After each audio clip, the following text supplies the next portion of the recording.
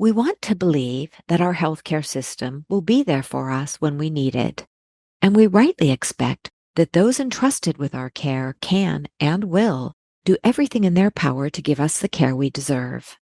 Yet, unfortunately, I and millions of others have found that our healthcare system is terribly broken. When we are too sick, fragile, weary, or ill-equipped to self-advocate and push forward, the times when we need support the most, the system often fails us terribly. What can we do to make a difference? Dr. Alice Feller, physician and author of American Madness, Fighting for Patients in a Broken Mental Health System, offers a shining light. Today, we'll focus on this listener's real-life question. My partner and I work hard, but we barely make our rent. We're both tired and stressed. We have 2 kids. The 13-year-old suffers from awful anxiety, and the 18-year-old drinks and vapes constantly. Our health insurance is terrible, so I contacted a local mental health program, but I basically got blown off. Can you point me in the right direction to get support? And with that question as the focus of today's episode, I'm Dr. Carla Marie Manley, and this is Imperfect Love. Welcome to Imperfect Love with Dr. Carla Marie Manley, psychologist, author, and relationship expert. I'm here to help unravel mysteries and misconceptions about love, relationships, and mental health issues, plus everything in between. Love is complicated, people are not perfect, and relationships surely can be tough. Together, we'll navigate this messy, imperfect space of real life.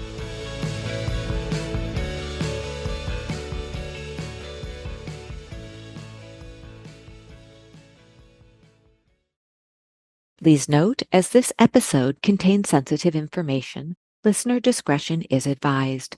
If you need support, please see the special links in the show notes. Today, I'm joined by a very special guest, Dr. Alice Feller, who, as a physician and educator, will be sharing her expertise on serious mental illness and the broken mental health care system. Her 2024 book, American Madness, Fighting for Patients in a Broken Mental Health System, is a provocative clinical memoir based on patient vignettes and personal accounts of her experiences in medical school, hospital wards, private practice, public clinics, and beyond, spanning a career from the 1970s to the present day. Thank you so much for joining us today, Dr. Feller. It is such a privilege and a joy to have you with us. Thank you. So before we launch into the meat of the podcast, would you please tell our listeners just a little bit about what makes you, you? What makes me me? Let's see. I find myself enjoying, how to put this. I'm a thinker. I'm inquisitive. I like to, look behind the covers and see what's going on. I'm very friendly. I treasure my friends and my family, and I'm very lucky to have friends and family. That's probably about it. Well, that's a lovely peek behind the covers of your life. And so you have been in medicine since the 1970s and have seen so many changes. And before we really launch into responding to the listener's question through the lens of your considerable experience, would you, for our listeners, just maybe give us a snapshot of how you see the healthcare system today, specifically the mental health care system, if you like to focus on that? Okay. Well, some things that are happening across medicine, all of it. One thing that I don't think is so obvious to the public is that our medical records are now electronic, almost all electronic. And that means a couple things. It means that combined with HIPAA, which is health insurance, portable, something rather. Anyway, it's privacy for all medical records and all medical information. It kind of gets in the way of every communication.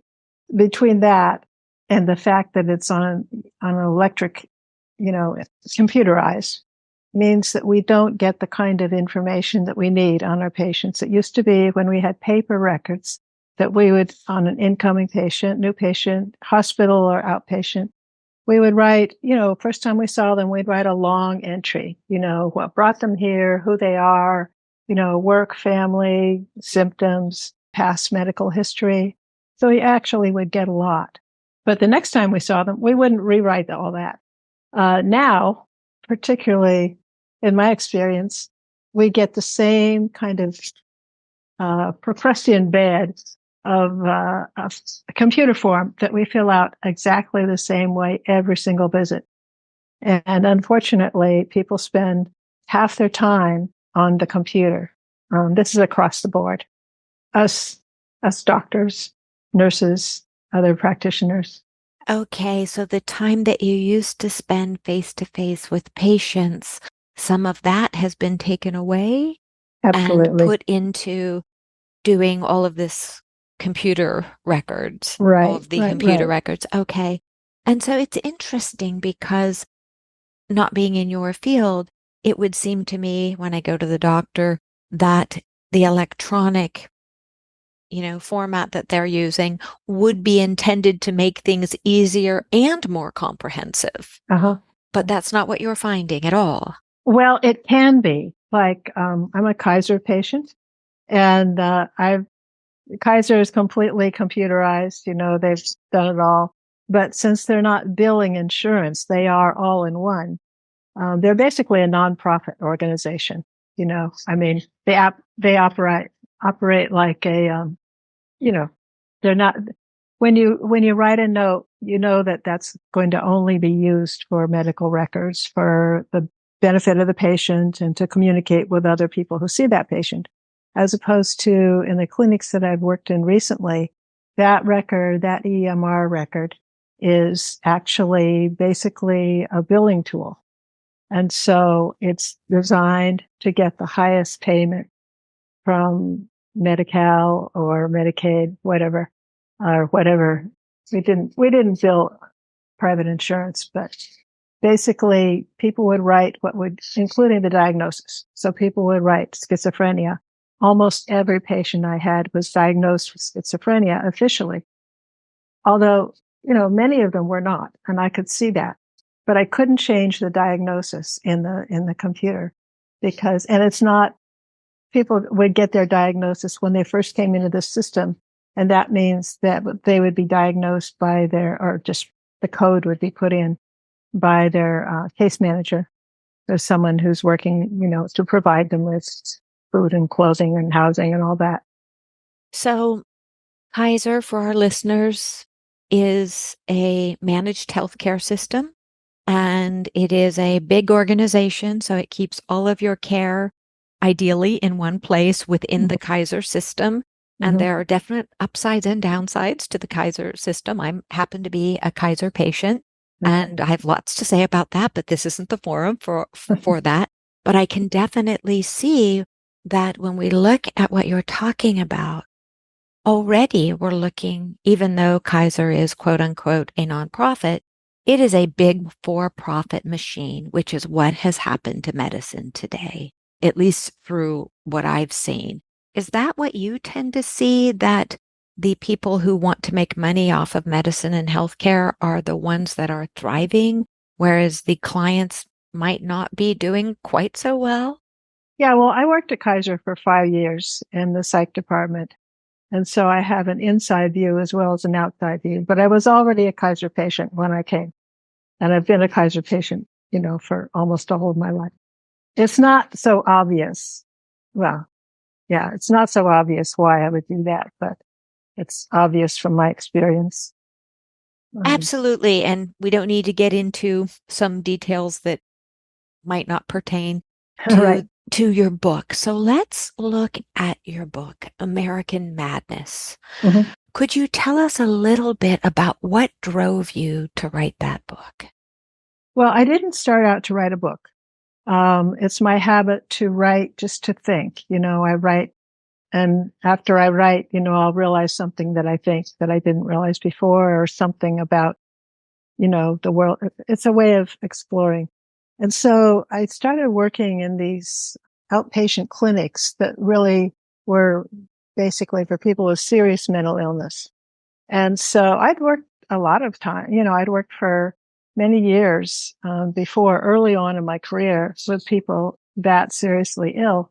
But it was before, before the EMR, before electronic medical records, before things were so. I don't think it's just the EMR. It's just the belief that medicine should be for profit, like every other industrial application. And it shouldn't be. It's not a for-profit thing. It shouldn't be it shouldn't be profit-oriented. That's a big statement to make. Yeah. And so I'd like to pause there because I very much appreciate that sentiment. And when you say healthcare should not be for profit, Mm-hmm. could you tell me why? Could you tell us why? Oh, well, I think we owe it to all of our citizens, all of our people, to give them good medical care, what's needed. There's things that come under medical care that I don't think we need to provide everyone with, plastic surgery, long-term, intensive inpatient or intensive individual therapy that can go. I mean, that's a different thing. But I think short-term therapy and certainly vigorous care of people with all kinds of mental health issues should be absolutely part of it. So we're somewhat talking about the obvious here for Yeah, many people, that yeah, when it comes to, yet we've gotten so far away from the obvious, yeah. that if we monetize healthcare, then it becomes those who have, Mm-hmm, those who have assets, financial assets, get good healthcare. mm-hmm, And those who are often most in need, those who are impoverished or who are suffering, and even if they have finances, they can't navigate their way through the yeah, system. But particularly those who don't have good health insurance, such as mm-hmm, our listener's question, where there seems to be some sort of, problem with healthcare insurance, which is not uncommon. yeah, And then they're finding the person who wrote in, I don't know the gender, but they're writing in and saying, wait a minute, it sounds like that individual and their partner are struggling, yeah, but also the two, the 13-year-old and the 18-year-old also are exhibiting problems. They mm-hmm, go to the community clinic, and many of the community clinics or free programs are already overwhelmed. So if mm-hmm, they're not seeing somebody where they can send them right off to 911, off to the emergency room or something, they feel as though their hands are tied. mm-hmm, And so we get back to when we monetize basic healthcare, including psychiatric services, mm-hmm. that we have made it so that a huge segment of the population cannot get the care they. Right. Part of that is insurance. Private insurance has discovered that they don't need to pay practitioners for mental health care. The word on the street is that we won't take private insurance because they don't pay enough. But actually, they don't pay. And they've discovered that they don't have to pay. Because who's going to go into court and challenge them? Say, I have a mental illness and you need to do right by me. People don't do that. And we can't do it as doctors because confidentiality, we can't do that. And so what happens, unfortunately, is people in my field refuse to take private insurance often because they won't get paid. We won't get paid. And you don't want to start with a patient and then discover, that yet again, you found another situation, another insurance company that's just blowing you off.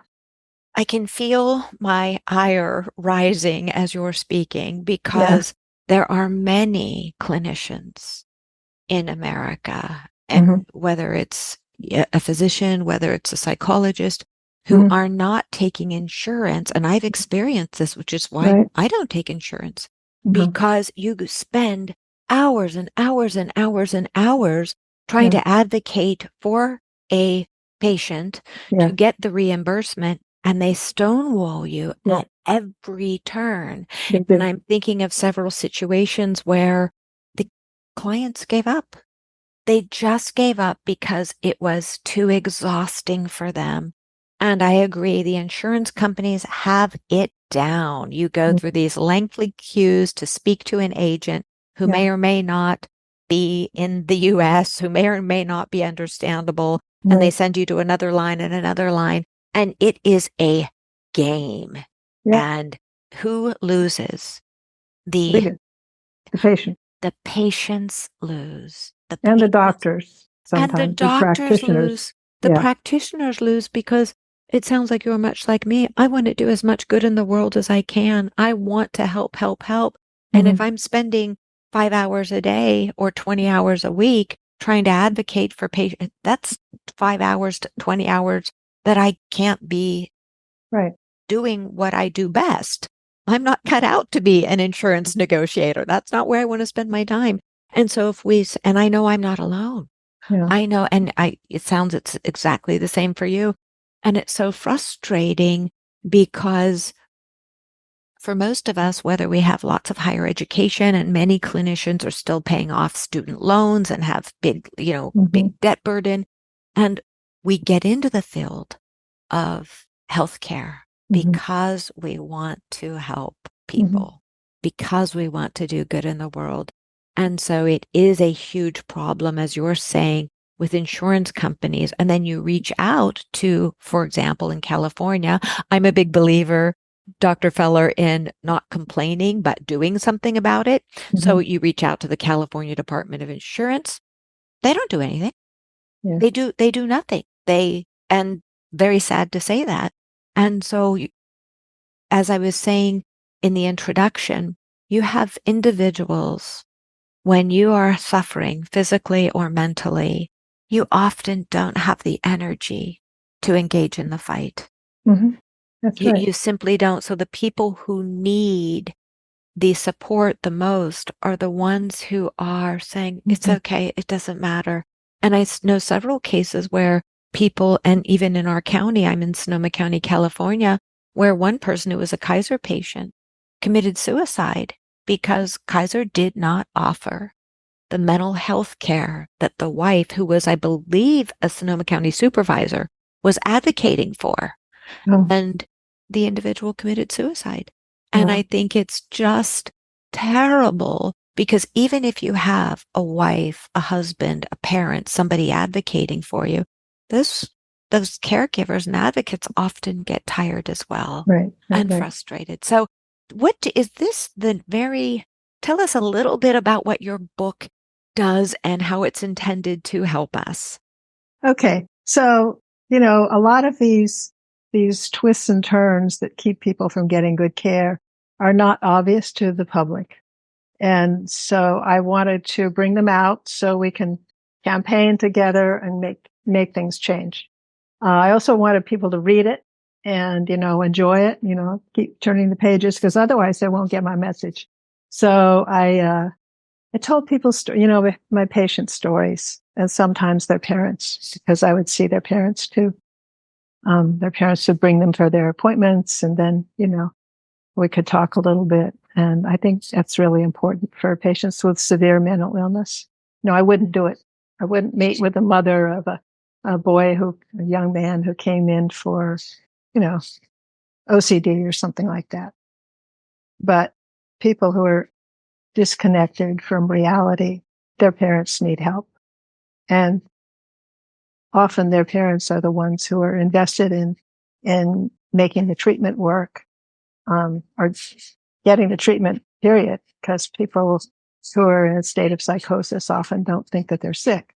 So it's very helpful to have the parents come in. I forgot what I was saying. What was No the challenge? worries. Here's a question for you.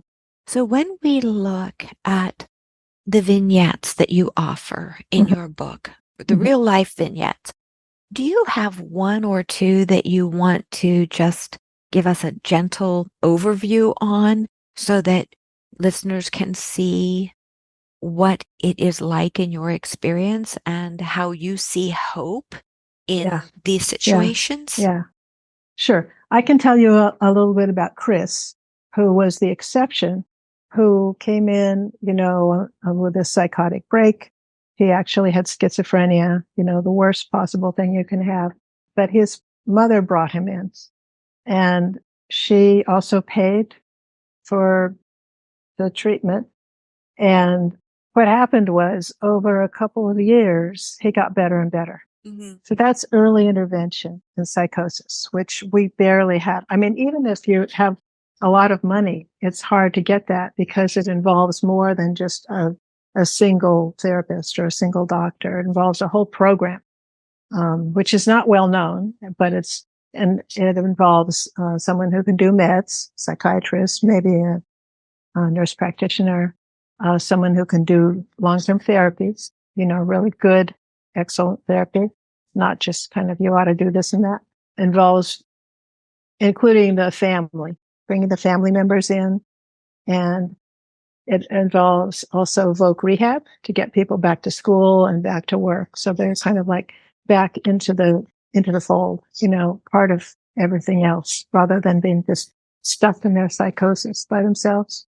So that actually can work if you start it early enough. And what happened with my patient was he flew home after being hospitalized at his college, and his mother brought him in. I could see that he didn't want to be in, and I was the third psychiatrist in California who'd seen him.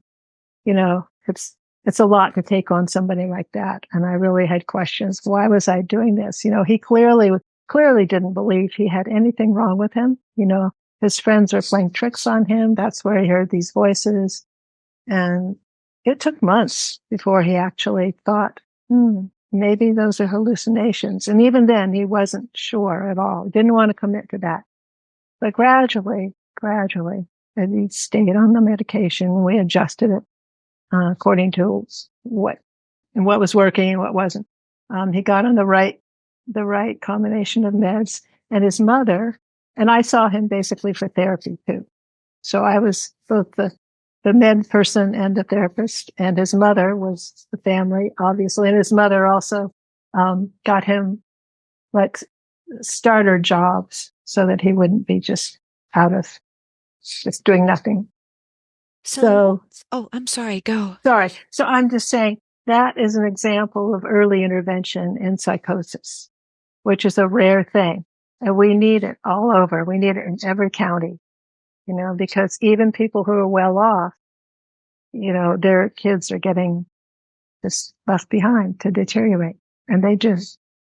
And it's interesting because we have so many issues with talking about mental health and openly discussing concerns, huge mental health disorders such as psychosis. People are embarrassed about it. They don't want to talk about it. They want it to go away, or they want a quick fix.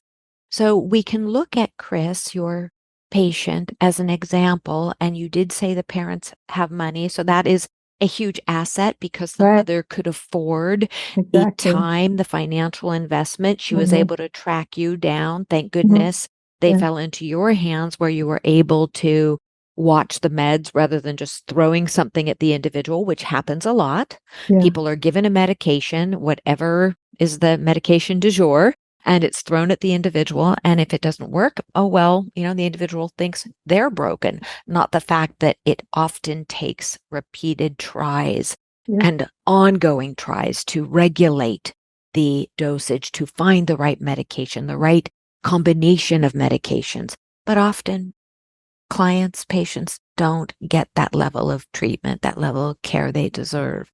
So let's imagine that Chris is the child of the listener, and instead of it being anxiety because they wrote in about anxiety and the vaping and drinking issue, but let's imagine that this family is faced with an individual who is suffering with psychosis.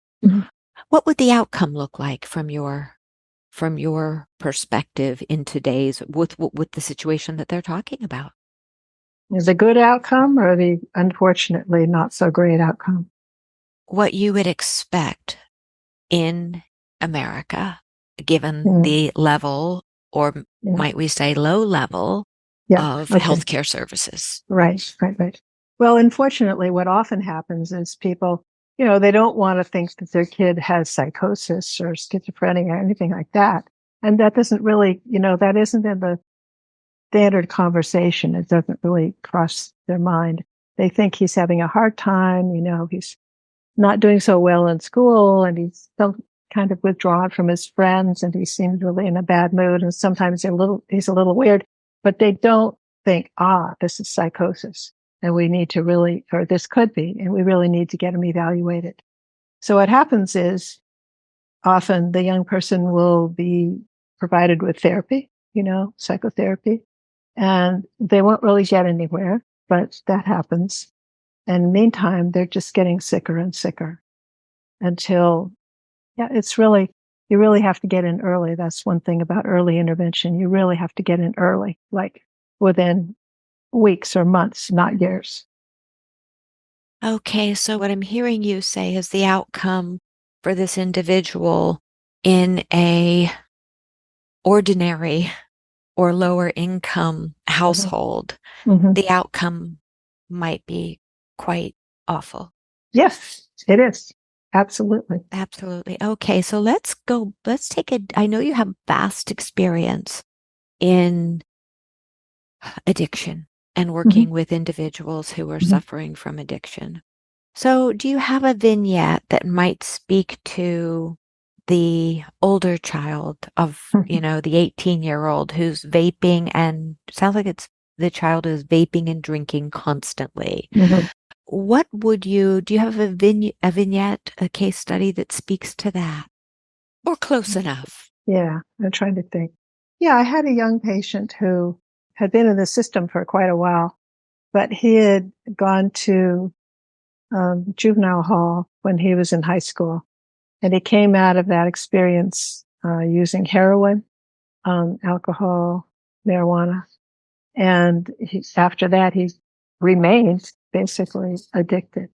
And he'd get kicked out of his housing because of it. He was diagnosed, of course, as schizophrenic, the other thing about the wrong diagnosis of schizophrenia is that it also is generally assumed to be correct, and the patient is put on antipsychotics, which don't do them any good and can actually cause a lot of harm. Tardive dyskinesia, it's a long-term side effect.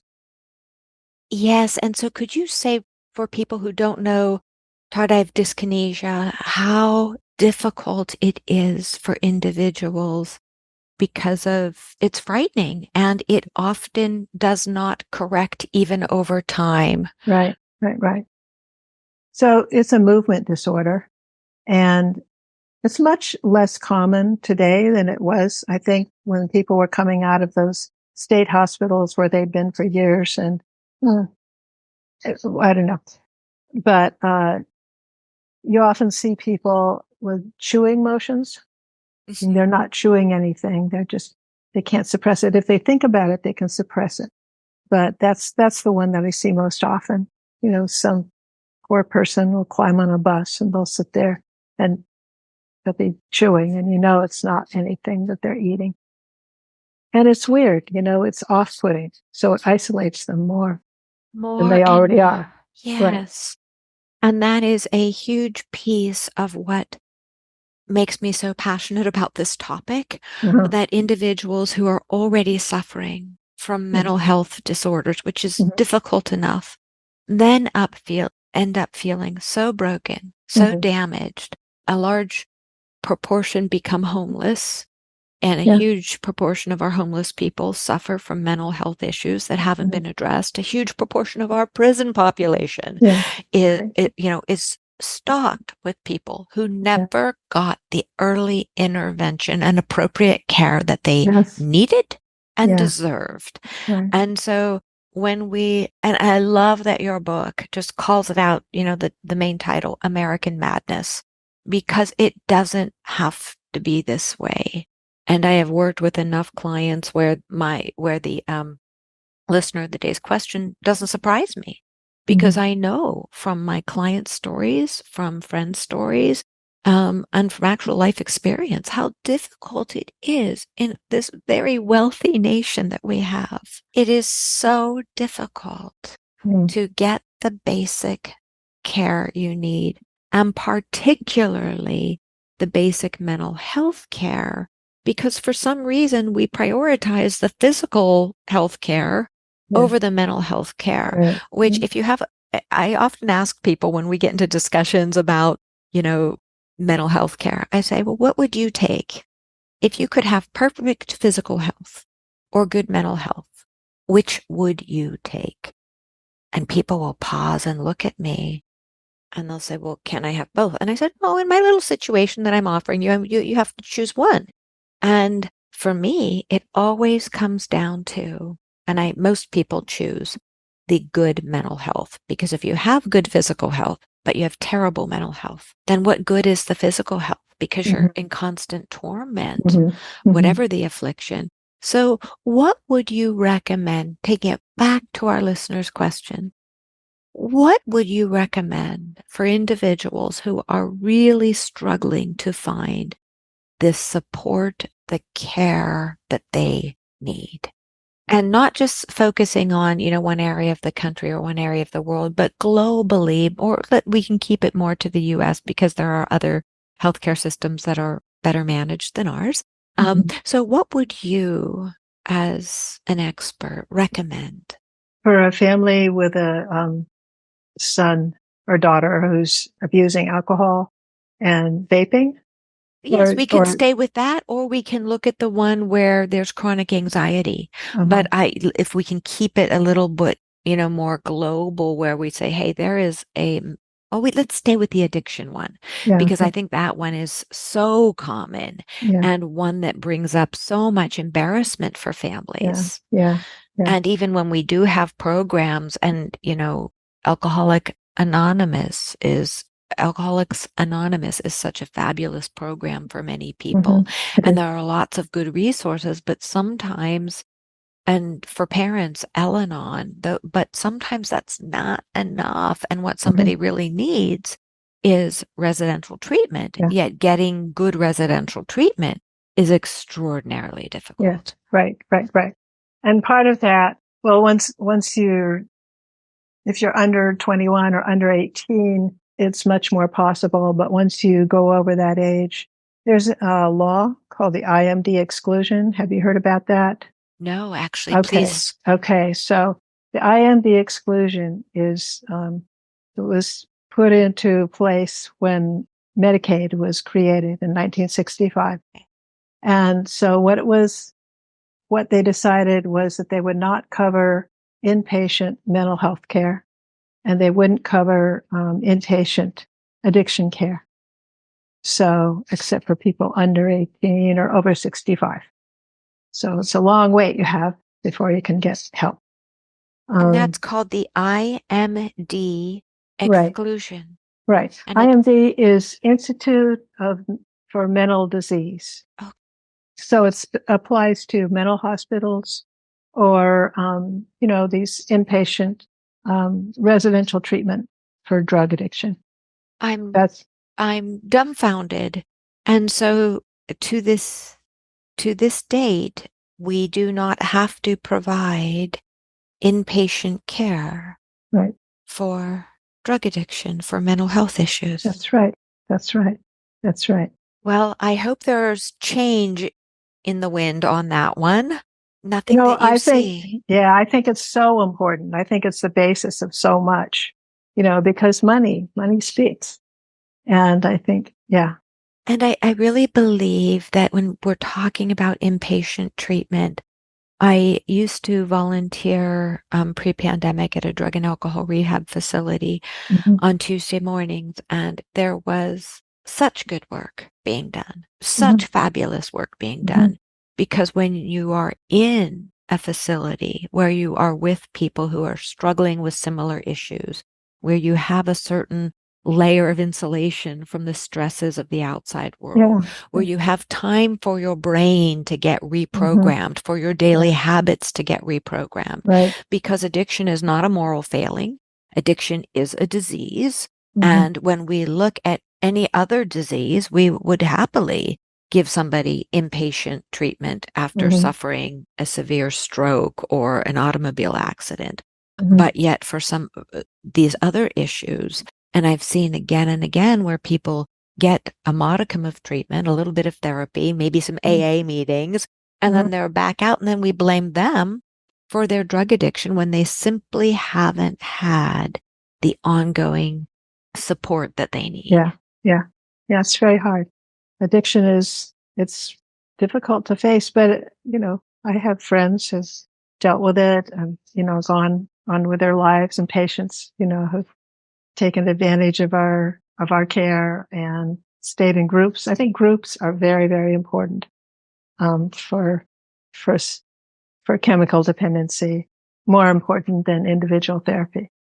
I agree with you. I've said so many times on this podcast, I used to run a very large women's support group. It had 300 members. Oh And my. the power of group, once you get through the fear of being an outsider or having other people know who you are, because maybe you're a doctor or a lawyer, or you work at the front desk of a restaurant where everybody will know you, whatever it is, people are afraid. Yet when you have confidentiality in place and really good policies, people learn from each other in groups. Yeah. You get the support. You get to hear other people's stories. You get to see yourself in other people. You feel as though you're not broken because you're with groups of people who are struggling with the same issues, because we are all so much more alike than we are different.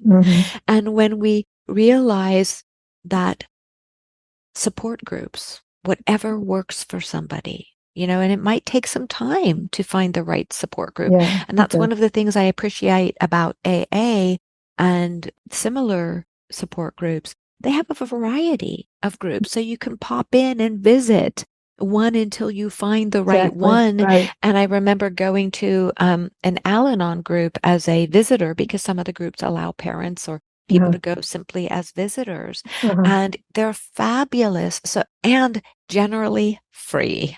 Yeah. Yeah. And that is it's the most successful method of treatment.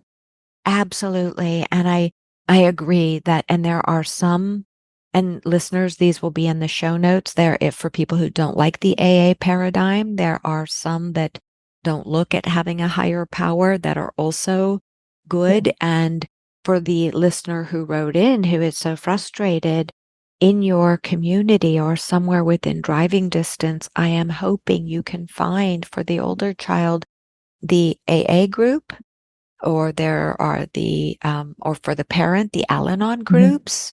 And once you start opening the door to community resources, in fact, I was helping a client yesterday. She was, and I believe as practitioners, we often become advocates for our patients, for our clients in ways we don't expect to. And they'll be confounded and they'll say, well, I don't know how to do this. And it takes me a few minutes to Google, and out come resources right and left for elder care, for this, for that.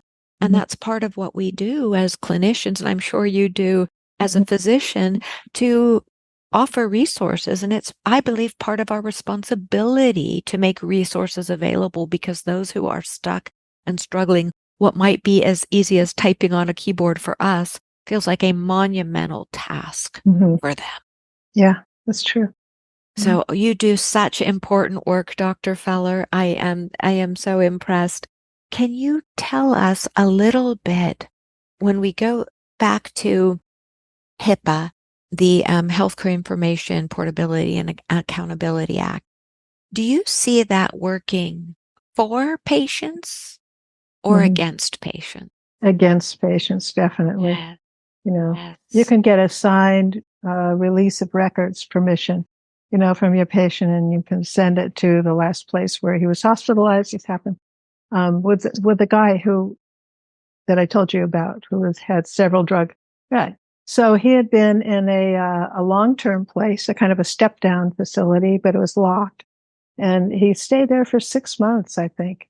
And I thought that they would, since it was an inpatient unit, even though it wasn't acute care, that they would take him off his drugs and see what he was like. Did he really have schizophrenia? I really wanted to know.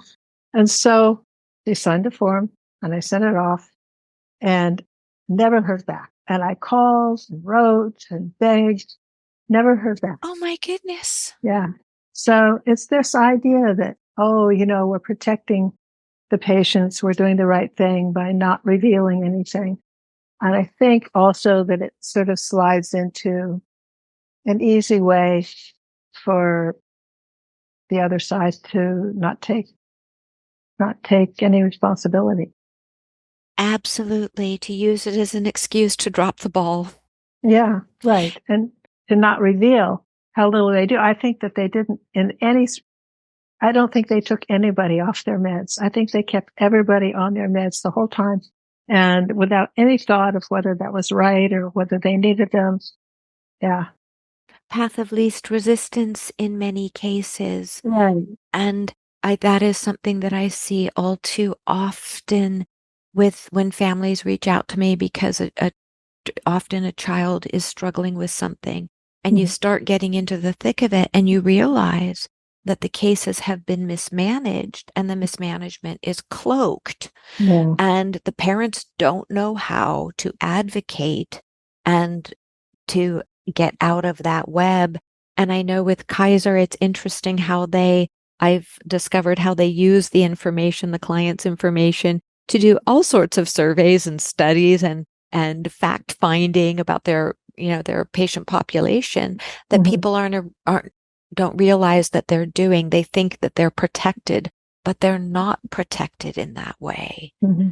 It is a big science experiment in many ways, so to speak. Mm-hmm. So they're not getting the care and that they need, although they are believing that they're protected and they aren't getting the protection that they deserve as well. But it's interesting that you say that when you called the facility that your client was in, you as a physician weren't given access. No, there are no ways. I don't think they wanted to come clean and say, well, actually, we don't do that here. We take the money, we have a good, this place is run by a corporation. Mm-hmm. So I think it was even more money focused than some others. And so if there's a takeaway on this part, I'm really hearing you say that we as consumers, we as patients, we as caregivers need to keep our eye out really for the good of the individual that we're dealing with, whether it's the self or the a child or a partner, and realize that in many cases we are working with money-focused, money-making entities, and we can't let down our guard. We can't, because it's so easy to look at a physician and say, oh, the physician is going to do the right thing by me. And I'm not maligning physicians, but they are operating under this corporate umbrella where we have to realize as consumers, their hands are often tied because of the big business behind them. And as you're saying, where your one client ended up, there was a big business behind it. And they weren't focused on your client's well-being. They were focused on keeping your client in their streamlined process, whatever that was. So they had the income, and whatever happened with your client, that's what was going to happen. It wasn't that client's well-being they were interested in. No. And I think the family had no idea. The family had pulled levers to put him in that place. They thought it was a really good place. I mean, they make a really nice presentation, this outfit. I'm sure that they made a really pleasant impression on the family. So the family thought he'd be well taken care of. I mean, how do they know? They don't know about differential diagnosis. They don't know about, wrong diagnosis and looking into that. They don't know how to look at a treatment and see, if it doesn't make sense. You're absolutely right. And for some people, they're lucky enough to have a physician or a psychologist in the family where they can bounce things off. But Mm-hmm. for many people, they don't. And Right. again, we go back to that place. We're all human. We all get weary. And so no blame and no shame to parents at all. But it is important for us to realize there are advocates out there. Mm-hmm. There are agencies, even if not the California Department of Insurance. There are agencies out there where we can go and make some noise, Mm-hmm. and we can, write letters to our congressmen. We Mm-hmm. can write letters to our local newspaper. We can get on podcasts. We can talk about this. And a big takeaway I know from my experience, if you as a parent have a child or someone you love and they aren't getting the treatment they deserve, then advocate. Be an Mm-hmm. advocate. Be an advocate. If it's an elder, reach out to elder care services. If something doesn't feel right to your gut, listen to your gut. Don't override your gut. Be Mm-hmm. that person who is a quote unquote pest. Be pesky. Be Mm-hmm. pesky. Be curious. There are resources out there. And often, if you have the bandwidth, you can find them by Googling something like community resources, Mm-hmm. community support groups, Mm-hmm. talking to other people. Don't be afraid, don't be ashamed to talk to people in your community about their experiences. Ask for support. What would you say about that, Dr. Feller? I'd say I totally agree. And also, I think that we should take political action. We should abolish the IMD exclusion. Has no reason to be there. And people think, oh no, if we pay all this money to, put these people in an actual hospital instead of in a jail or, on the streets, it'll cost way too much money. But think of all the money that we'd save if we gave people, at the beginning of a psychotic illness, the proper, early intervention treatment right then and there. That would cost something, but it would save. They probably wouldn't end up in jail. They probably wouldn't end up disabled. They probably wouldn't end up on the street. And all those things. We pay so much for our prisons and for our homeless assistance and for, lifetime disability. I am 100% behind you. And I'll echo what you were saying earlier, not just with psychosis, but with every aspect of our lives. Early intervention. It is so human for us as imperfect beings to want to ignore a problem in a child, to ignore a problem in ourselves or a partner or a parent. Yet, listeners, early intervention, when you notice something is awry, reach out, make that a big, even if you're tired, I get it. I get being tired. It's so difficult to be an advocate when you're tired. But remember, early intervention, whether for eating disorders, depression, anxiety, most of these issues, schizophrenia, childhood issues that are manifesting, reach out for support. Reach out, be curious. If somebody's just throwing medicine at the situation, I'm not anti-pharmaceutical, but I am saying have questions. Ask for a psychotherapist, ask for a psychiatrist, demand Mhm. a body, mind, spirit approach to the situation Mhm. rather than somebody throwing a $20 bottle of pills at you to try and cure the situation and then feeling broken if that $20 bottle of pills isn't the quick fix. And it Mhm. usually isn't. Mhm. What do you think about that, Dr. Feller? I'm very passionate about this. No, I totally agree. That makes a lot of sense. So listeners, if you have a takeaway today, and for the dear person who wrote in, when we're exhausted, it's very difficult to, continue the fight. But remember, there are local resources. If Mhm. you're angry about this, and I'm a big believer in this, if we're angry about something, let's channel our energy into making a difference.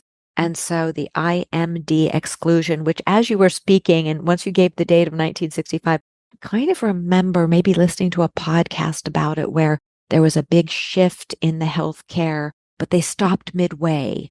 They didn't go the whole way to That's right. affecting the greater changes that were on the horizon. And so it got stuck there. The intention was good, but it got stuck and left behind. So we can all make this world a better place by being a voice individually and collectively. Dr. Feller, you are so wise and you have so much to offer.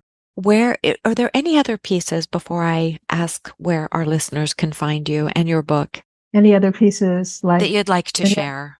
Well, at the back of my book, I have 12 recommendations that come out of the book. I mean, there's 12 things that we ought to do. So I would say, even if you don't buy the book, which I hope you do, because I think that's much more it'll explain it much better, but look at those suggestions. We really need to get together and have a political change, and take medicine out of the for-profit realm. Thank you. Thank you. That is a very good way to end. Listeners, links will be in the show notes, including a link to Dr. Feller's amazing book. And if we Americans and all of my listeners are nothing, we are tenacious. We are a tenacious group of people. That's why we listen to podcasts and want to learn and grow, because we are tenacious. So we can make a difference. Dr. Feller, where can our listeners find you? Well, physically, I'm in Berkeley, California, but probably more relevant is the book, which it's on, you can buy it at Amazon, 5 different other places online. You can go to my webpage, which is probably the best place to find me. Website, I should say, which is alicefellermd.com. Brilliant. Yeah. Thank you, Dr. Feller, for sharing your time, your expertise, and your wisdom with us today. And I thank you, our listeners, for joining us. This is Imperfect Love. Thank you. Thank you for having me, Dr. Manley. Thank you, Dr. Feller.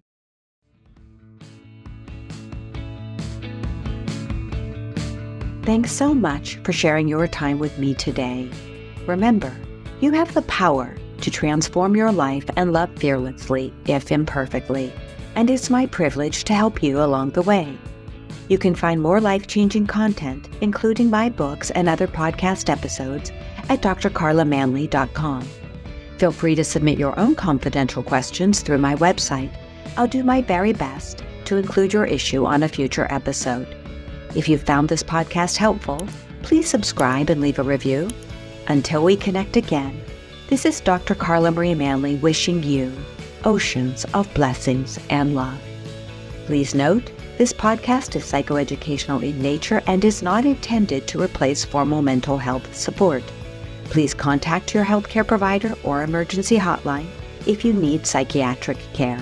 And as always, please take good care of your amazing, wonderful self.